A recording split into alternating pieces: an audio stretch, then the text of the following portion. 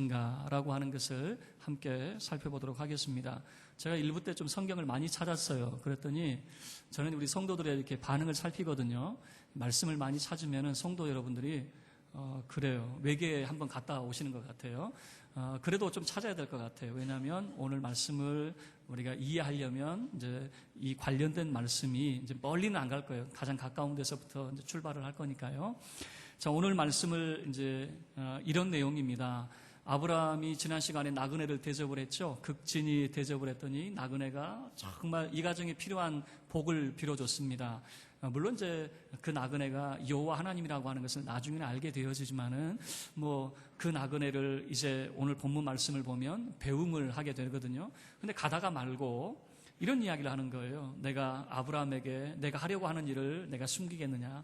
너에게 내가 무언가를 말해주겠다. 그런데 이제 그 이야기가 뭐냐면 소돔과 고모라를 하나님이 심판하신다라고 하는 내용이죠. 그래서 아브라함이 깜짝 놀라서 그 소돔에 누가 살고 있어요? 자기의 피부치 롯이 살고 있기 때문에 의를 위해서 중보 기도하는 내용이 오늘 전체적인 그런 내용입니다.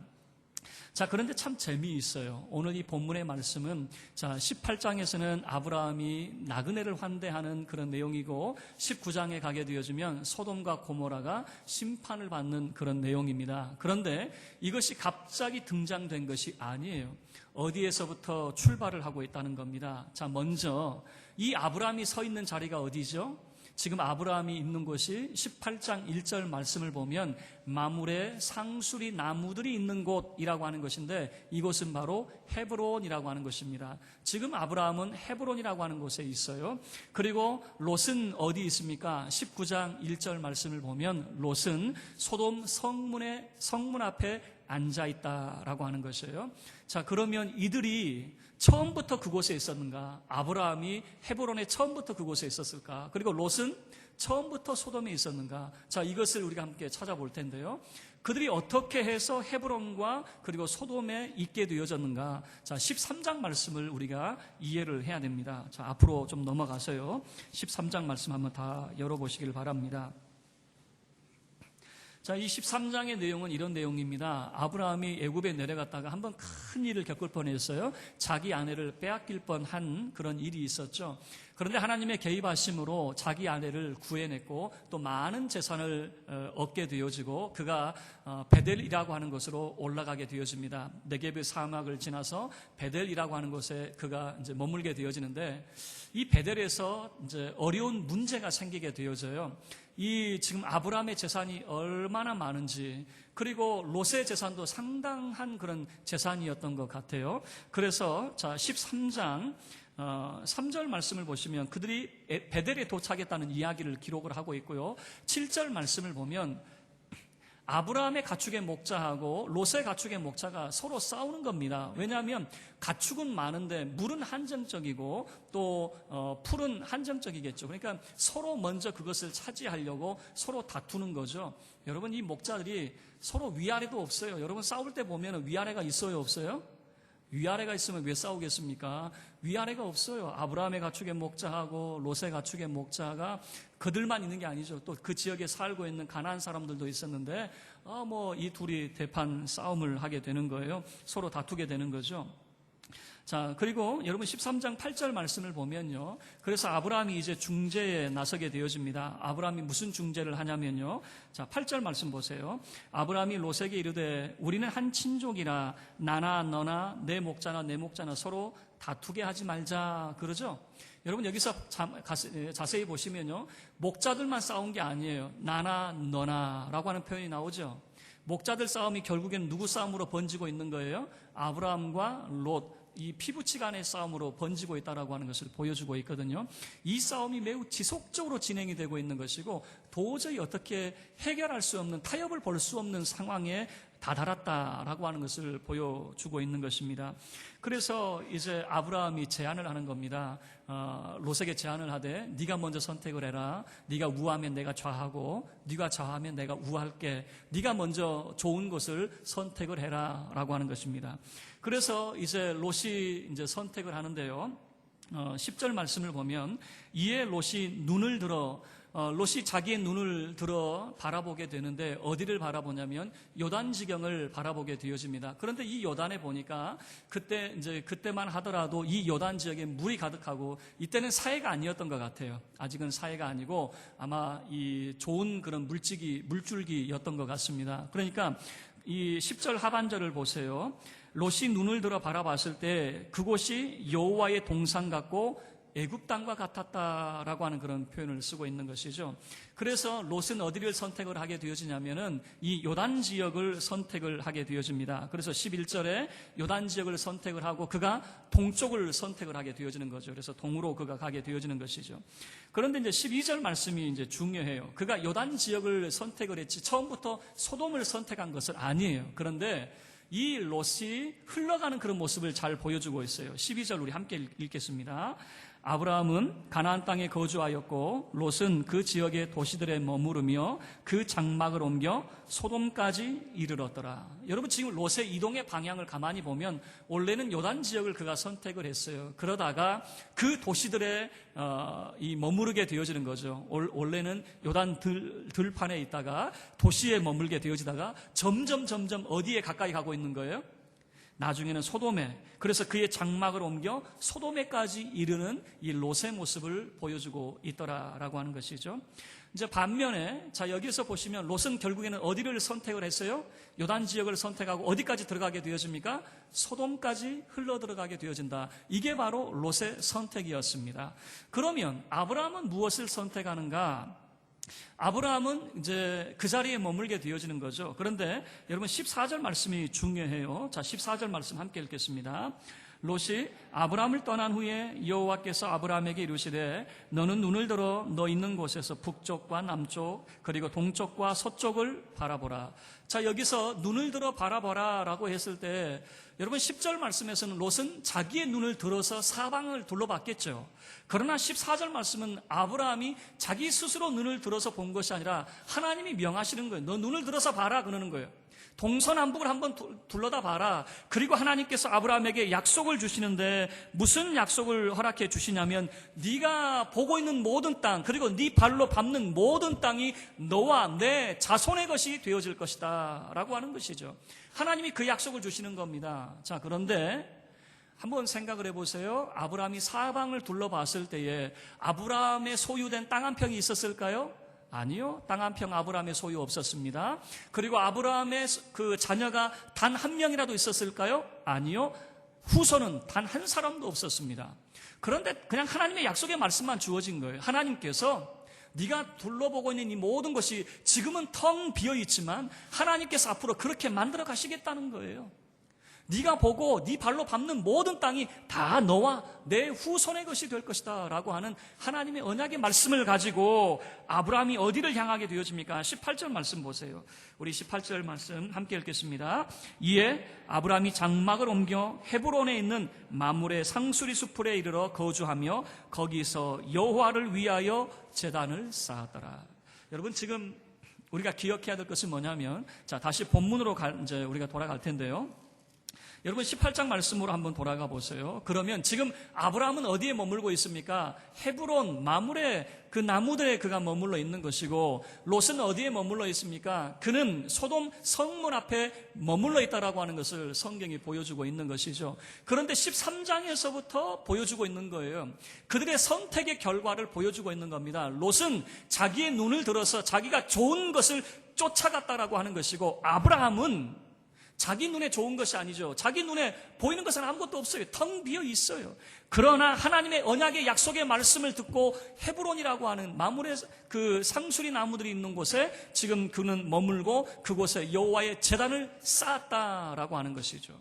여러분 지금 이 본문의 이 13장의 그 선택의 결과가 이제는 18장과 19장에서 이제 여실히 그 결과가 나타나게 되어지게 되는 것입니다. 자, 이제 18장 16절부터 21절까지 내용을 보면 아브라함이 그 나그네들 극진하게 이제 대접을 하고 이제 나그네가 길을 떠나게 되어지는데, 이 나그네가 떠나는 곳이 어디냐면은 소돔을 향하고 있는 것입니다. 그가 처음부터 알았던 것은 아니겠죠.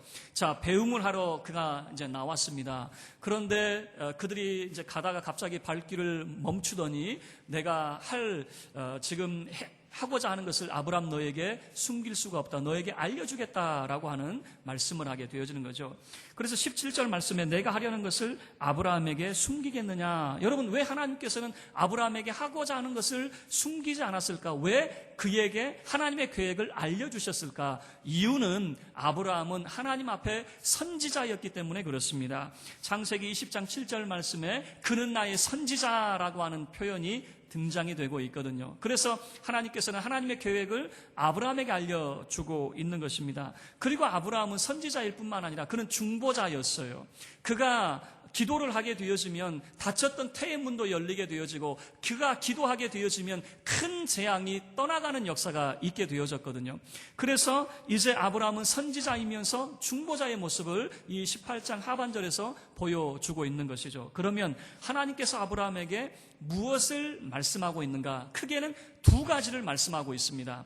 먼저 18절과 19절 말씀을 통해서 아브라함 가정에 대한 아브라함을 향한 하나님의 놀라운 계획을 보여주고 있습니다. 자, 우리 18절 함께 읽겠습니다. 시작. 아브라함은 강대한 나라가 되고 천하 만민은 그로 말미암아 복을 받게 될 것이 아니냐. 하나님이 아브라함을 향해서 가지고 계신 비전과 계획이 뭐냐면, 지금 아브라함의 모습은 볼품없는 모습일지 몰라요. 자기의 땅 한 평 없고 자기의 아들 한 사람도 없는 그런 그러니까 사라를 통해서 낳은 자식이 없는 그런 모습일지 몰라요. 그러나 하나님께서는 여전히 아브라함을 향해서 무슨 마음과 계획을 가지고 계시냐면, 하나님 앞에 아브라함은 강대한 나라요, 천하 만민이 이 아브라함을 통해서 복을 받게 되어질 것이다 라고 하는 놀라운 계획과 비전을 가지고 계시는 거죠. 자, 그리고 하나님께서 19절 말씀을 통해서 내가 너를 왜 택하는 줄 아느냐, 내가 너를 왜 선택하는 줄 아느냐, 그 선택의 이유에 대해서 소개를 하고 있습니다. 19절 말씀도 중요하니까 우리 함께 읽겠습니다. 시작. 내가 그로 그 자식과 권색에게 명하여 여호와의 도를 지켜 의와 공도를 행하게 하려고 그를 택하였나니 이는 나 여호와가 아브라함에게 대하여 말한 일을 이루려 함이니라. 여러분, 하나님께서 아브라함을 선택한 이유가 뭐냐? 아브라함 너를 선택한 것은 여호와의 도를 지키도록, 여호와의 도를 지켜 의와 공도를 행하도록 하나님이 너를 선택했다라고 하는 겁니다. 뿐만 아니라 하나님께서 아브라함에게 말씀하는 게 뭡니까? 내가 그로, 바로 아브라함으로 하여금 아브라함의 자식과 그의 권속에게 명령하도록. 무엇을 명령합니까? 그러니까 아브라함에게는 하나님의 명령이 주어져 있습니다. 아브라함만 여호와의 도, 다시 이야기하면 하나님이 정하신 길을 걷는 것이 아니라 아브라함에게는 명령이 주어져 있어요. 그의 자녀에게 가르쳐야 될 것이 있어요. 무엇을 가르칩니까?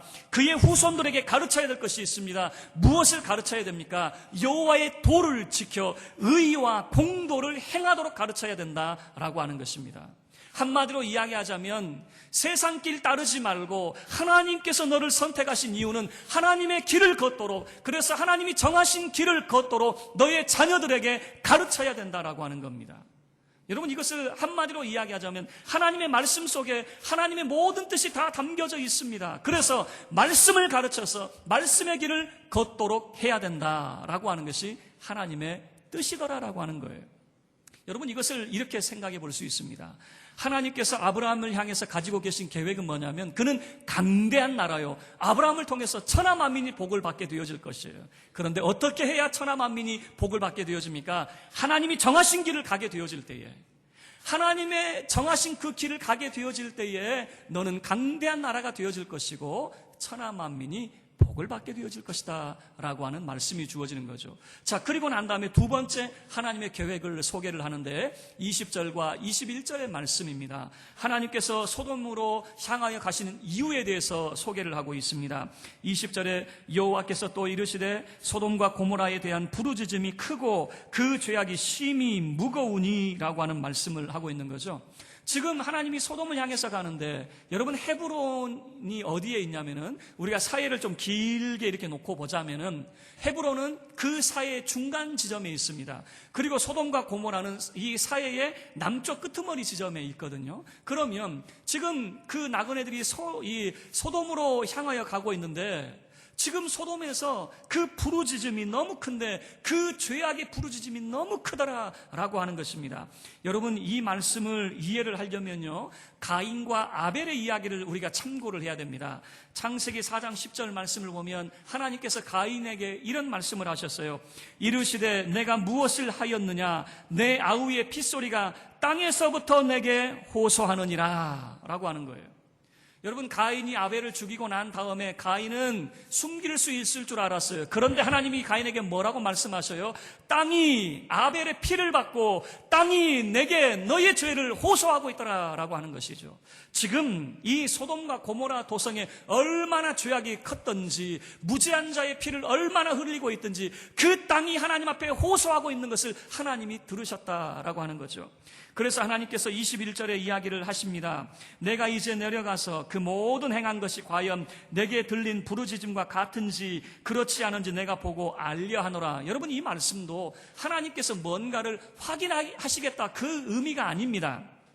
이 말씀을 이해하려면요 우리가 바벨탑 사건을 우리가 참고를 해야 됩니다. 창세기 11장 5절 말씀에 여호와께서 사람들이 건설하는 그 성읍과 탑을 보려고 내려오셨더라. 보려고 내려오셨더라. 여러분 21절 말씀은 하나님께서 이제 내려가 보고자 하신다라고 하는 내용이 담겨져 있잖아요. 이 말은 뭐냐면 확인차 가겠다 그 말이 아니라 심판하기 위해서 가신다 그 말입니다. 하나님이 그런가 안 그런가 그게 아니에요.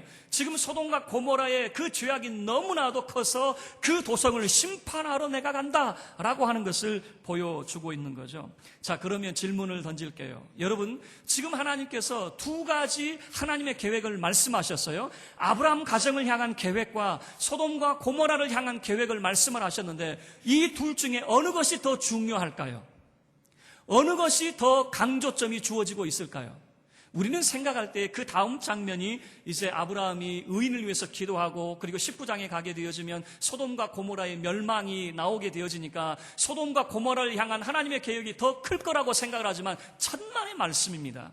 여기에서 강조점은 어디에 있냐면 바로 아브라함 가정을 향한 하나님의 놀라운 계획과 비전이 더 큰 강조점이 되고 있는 것입니다. 무슨 말입니까? 세상 길을 향해서 쫓아가게 되어지면 소돔과 같이 하나님의 심판을 면할 수 없다는 겁니다. 그러면 아브라함 너는 어떻게 해야 됩니까? 믿는 여러분들은 어떻게 해야 됩니까? 이것을 보여주고 있는 거죠. 여러분들은 여호와의 도를 지켜 의와 공도를 행하는 자가 되어야 됩니다 라고 하는 거예요. 하나님이 저와 여러분을 향해서 가지고 있는 마음이 뭡니까? 하나님이 우리를 향해서 가지고 있는 계획이 뭡니까? 강대한 나라가 되어지는 것이고 천하 만민이 여러분을 통해서 복받는 겁니다. 그런데 이렇게 하려면 하나님이 정하신 길을 가야 돼요. 여러분, 그들의 선택의 결과가 18장과 19장이라면 그들이 무엇을 선택했습니까? 여러분 13장에서 여실히 보여주죠. 롯은 자기가 좋아한 것을 쫓아갔다면 아브라함은 하나님의 언약의 말씀을 그가 믿고 헤브론이라고 하는 곳에 지금 와 있다라고 하는 것을 보여주고 있는 것이죠. 자, 그리고 이제 22절부터 마지막 33절까지의 모습을 보면 아브라함이 의인을 위해서 중보기도하는 그런 내용입니다. 그런데 이 기도의 내용을 보면요, 좀 겸손한 자의 기도는 아닌 것 같아요. 좀 보면 뉘앙스가 약간 하나님 앞에 대들고 있는 그런 모습이에요. 여러분, 제가 볼 때 아브라함은 참 인자하고 성품이 좋은 줄 알았더니 이 말씀을 보면 조금 성격 있어 보여요. 자, 왜 그러냐면 23절 말씀을 보면요, 우리는 하나님 앞에 기도할 때 감히 우리 속에 있는 이야기 잘 못하거든요. 그런데 지금 보세요. 23절 우리 함께 읽을까요? 시작. 아브라함이 가까이 나아가 이르되 주께서 의인을 악인과 함께 멸하려 하시나이까.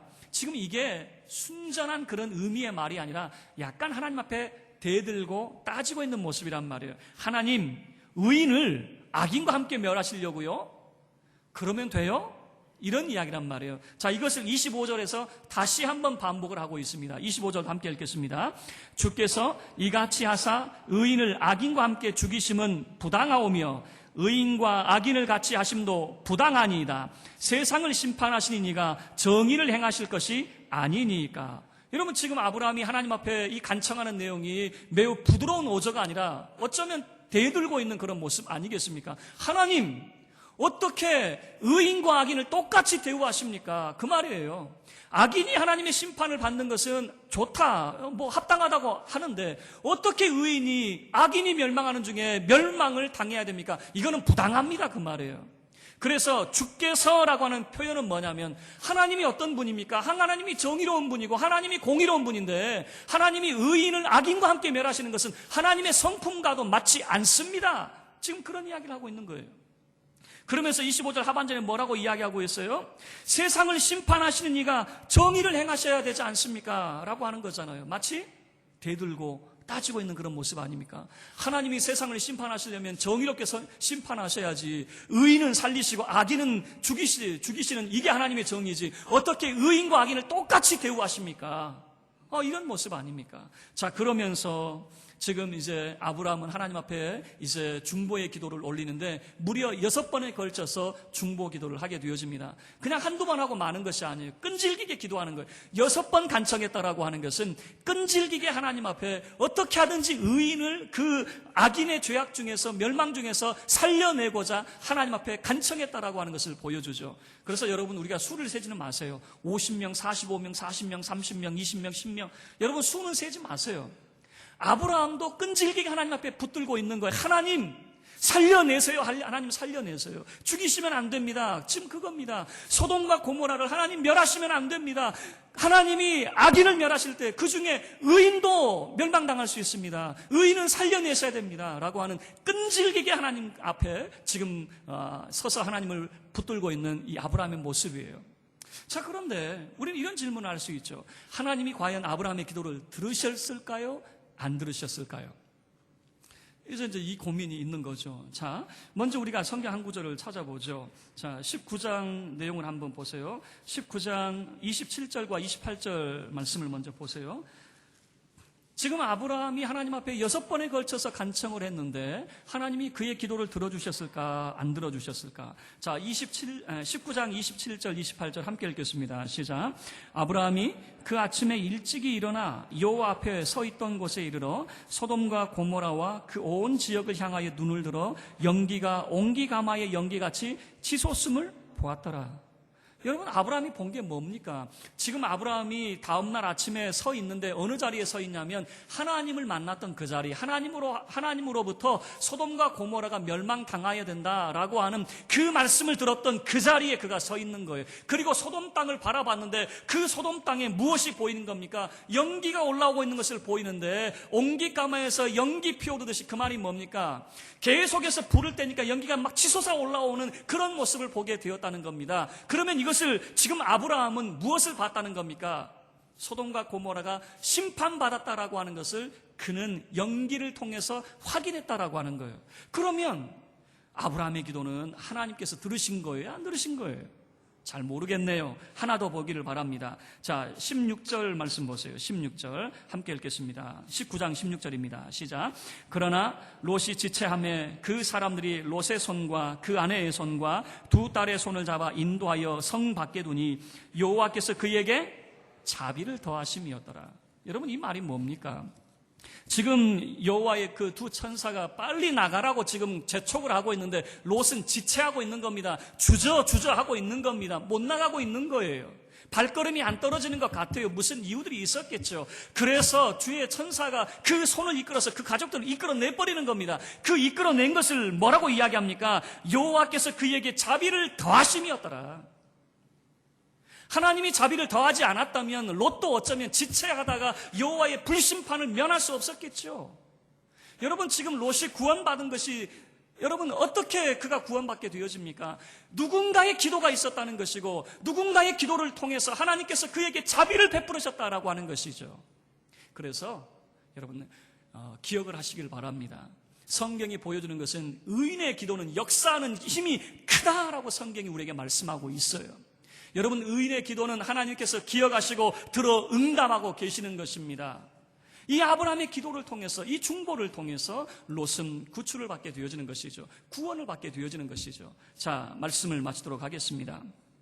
오늘 이 말씀을 보면 아브라함이 나그네를 배웅하다가 깜짝 놀랄 이야기를 듣게 되어집니다. 소돔과 고모라가 이제 심판을 받게 되어진다는 거예요. 그래서 아브라함이 하나님 앞에 중보하죠. 6번에 걸쳐서 끈질기게 하나님 앞에 매달립니다. 의인과 악인을 똑같이 대우하시면 안 됩니다. 하나님 앞에 매달리게 되어지는 것이죠. 그런데 여러분, 이 이야기를 통해서 우리에게 보여주고자 하는 것은 소돔과 고모라의 멸망보다 더 중요한 것이 있어요. 왜 소돔과 고모라가 멸망할 때에 롯이 그 자리에 있습니까?